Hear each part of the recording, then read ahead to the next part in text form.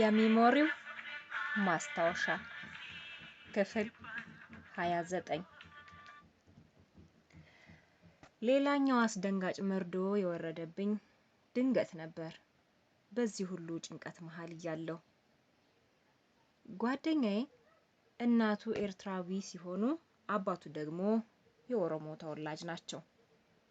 በየመስሪያ ቤቱና በየሀገሩ ያሉ ኤርትራውያን በተፈጠረው ጦርነት ምክንያት ኢትዮጵያን ይልቀቁ ተብሎ ሰው ሁሉ እቃውን ሸክፎ ከዛሬ ነገ ሂዱ እንባላለን በሚል ስጋት ውስጥ ጥቂቶቹ የመኖሪያ ፈቃድና ክፍያ እየፈጸሙ እያሉና ኤርትራውያኖቹ ሀብት ንብረታቸውን በቶሎ ጥግ ሲያስይዙ የኔም ጓደኛ በእናቱ በኩል ደሙ ስላለበት በሚል ቀጭን ምክንያት ከሚሰራበት መስሪያ ቤት ድንገት ተሰናብቶ ቤት መቀመጥ ያዘ።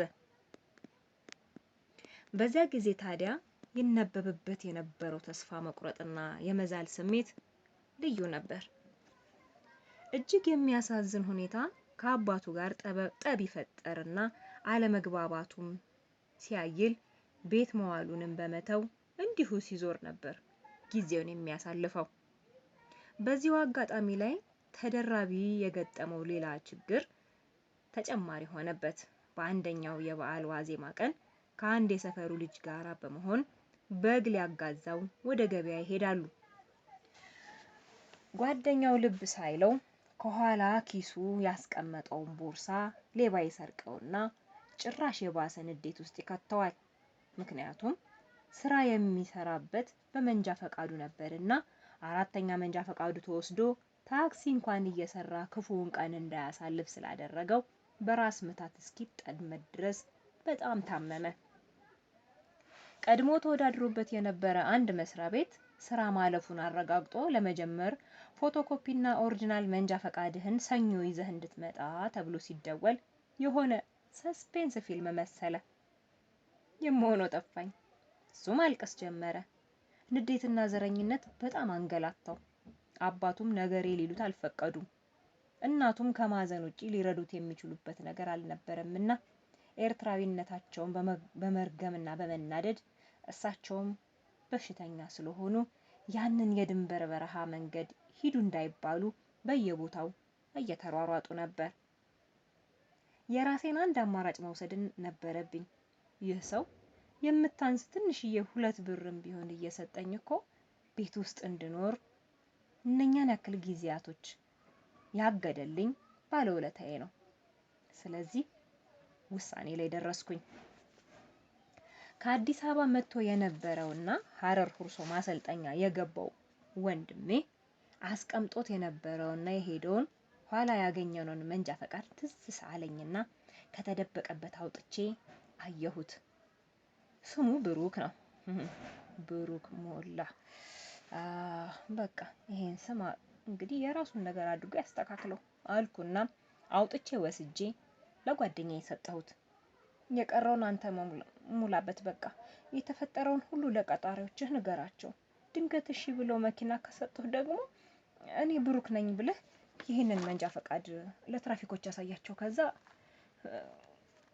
ከዛ በፊት ግን ያንተን ፎቶ ቆርጠህ እዚህ ላይ መለጠፍ አለብህ ተባብለን በተፈጠረው አማራጭ ተደስተን ስራውን ሊጀምር እኛም ጸሎታችንን ጀመርን። አንደኛው ትንሽ ወንድሙ ማህተሙን ገጥሞ ፎቶውንና ካርዱን አያያዘና በጂቪ አሳመረው። የቀረውን ማስተካከል ራሱ ጓደኛዬ ሰርቶ ጠዋት እንደሚሄድ ተነጋግረን እንዲቀናው ሁላችንም ተመኝተን ላክነው። በሚገርም አጋጣሚ ቀጣሪው ሰውዬ በሆነ ምክንያት ስላልገባ ስራውን ጀምርና ስመጣ ታሳየኛለህ፣ ፋይልህ ጋር ይያያዝ ብሏል ተብሎ ያለምንም እንከን ስራውን መጀመሩን ደውሎ ሲነግረን የተሰማን ደስታ ወሰን አልነበረው። ቀጣሪው ሹፌር እንደነበረ ስለሚያውቀው ነው ብዙም ያላካበደው።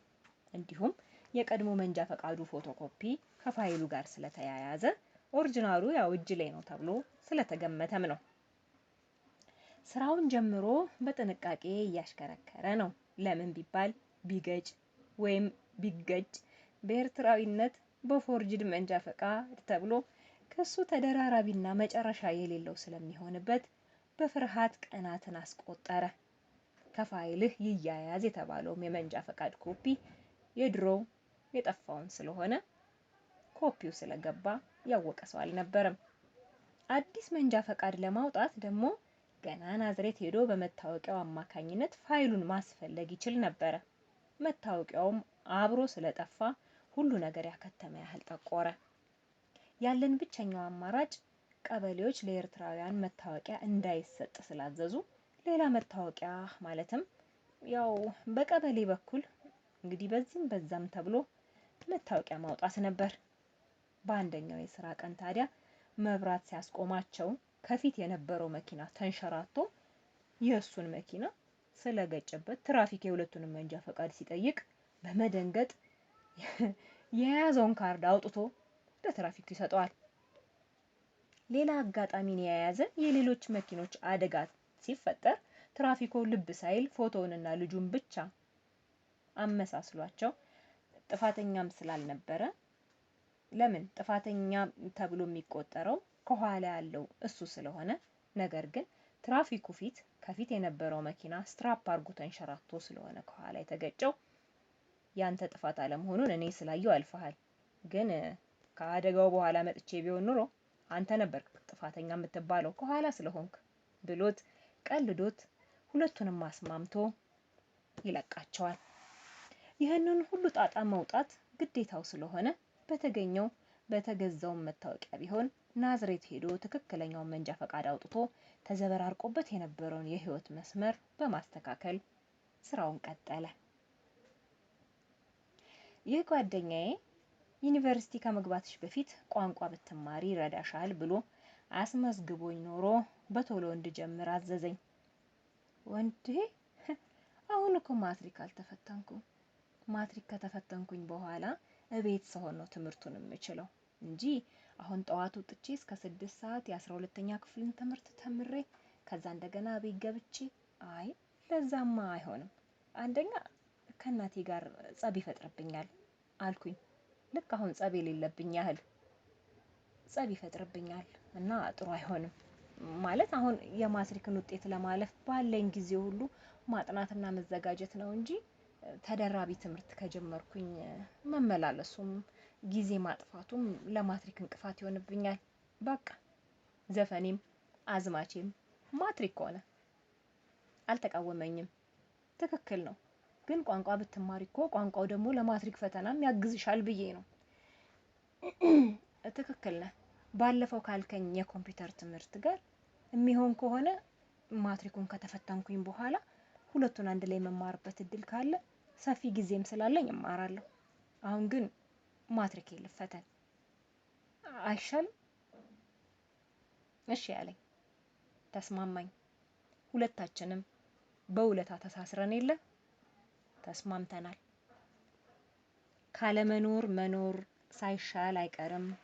ከመኖር ተስፋ አለ፣ ካለመኖር ምንም